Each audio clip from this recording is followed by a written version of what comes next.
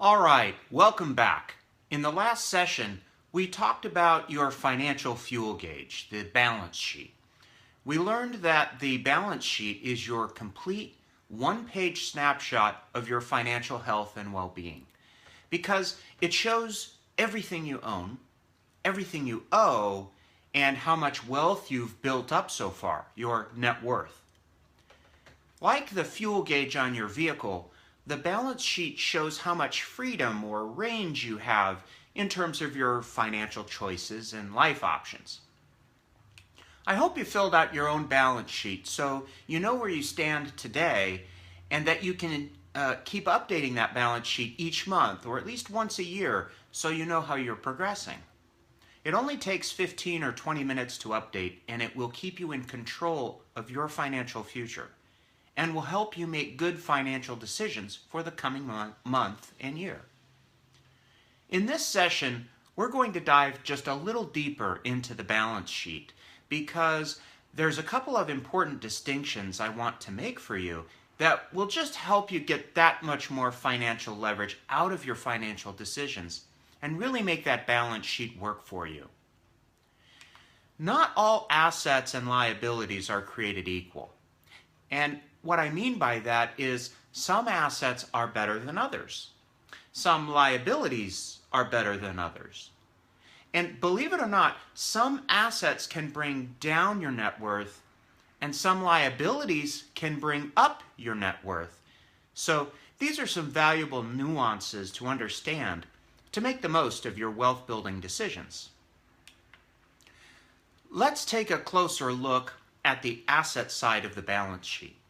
Now here we have the cash in the bank, the investments and mutual funds and retirement funds, the rental property and the personal property, the house, the cars, the ATV, the snowmobile, and so forth. There's a peculiar quality about these different assets, and that is that some of them grow in value over time, and some of them lose value over time. So let's divide these two assets into two broad types. Depreciating assets, which lose value over time, and appreciating assets, which grow in value over time. Most of the personal property, the cars, the boat, the snowmobile, we all know they lose value over time. You can't sell them today for what you paid for them. Not only that, but they cost money to maintain. As wonderful as they all are, they're not putting money in your pocket, they're taking money out of your pocket. We call these depreciating assets because they depreciate or lose value over time. And that means they're decreasing your net worth over time.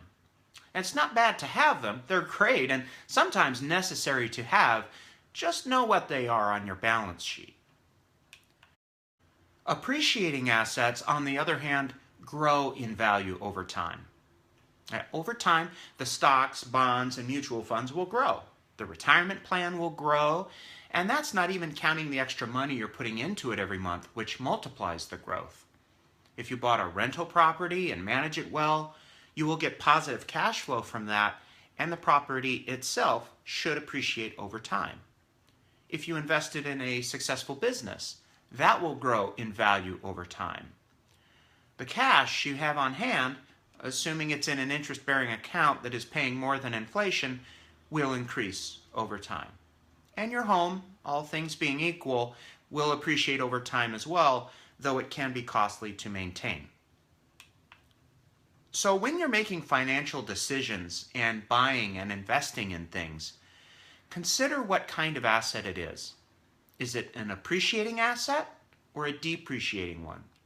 Will it grow in value over time and increase your net worth? Or will it lose its value over time and decrease your net worth? If you want to grow your wealth, you have to build up your portfolio of appreciating assets.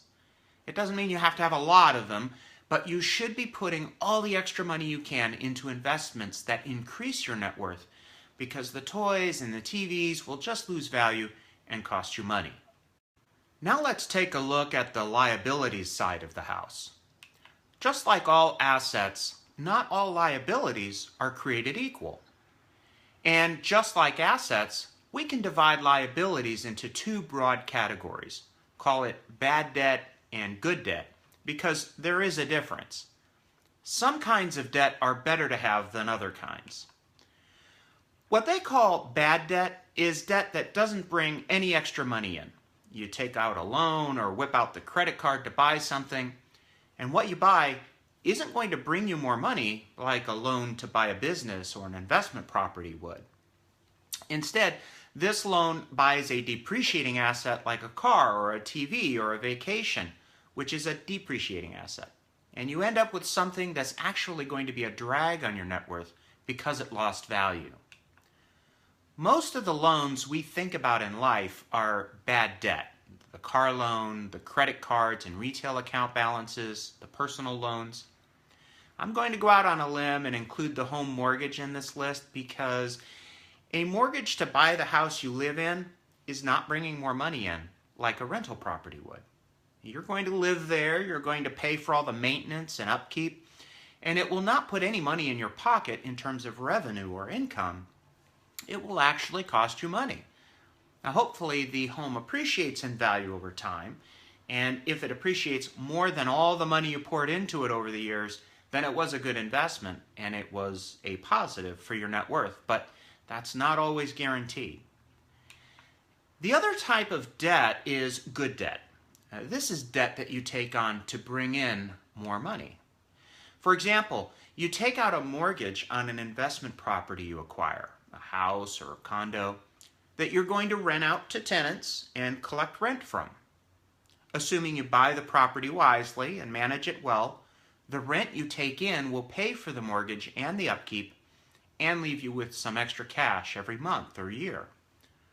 Or perhaps you take out a bank loan to buy or start a successful business, and you get income from the business that covers the loan and grows in value over time. These are examples of good debt, and they can be very good for your net worth. Now, I've also included student loan on this list, but be careful because it could be good debt or bad debt. If the education you borrowed money for leads to a greater salary, more income, new business opportunities, greater profitability, then it was a worthwhile and positive investment. But it doesn't always lead to that. There are lots of stories in the news these days about the exorbitant costs of education and how many people are thousands of dollars in debt in school loans and their financial income has not improved. Now, please understand, I'm not questioning the value of education. It's critical. Just recognize that the loan must actually bring you more money than it cost for it to be considered good debt. As we said in the last session, you always increase your net worth when you pay down your liabilities, whether they are good debts or bad debts. And as we mentioned, taking out a loan to buy a depreciating asset will always be bad for your net worth. On the other hand, taking on a liability to buy an appreciating asset, something that brings in money and grows in value, can be good for your net worth.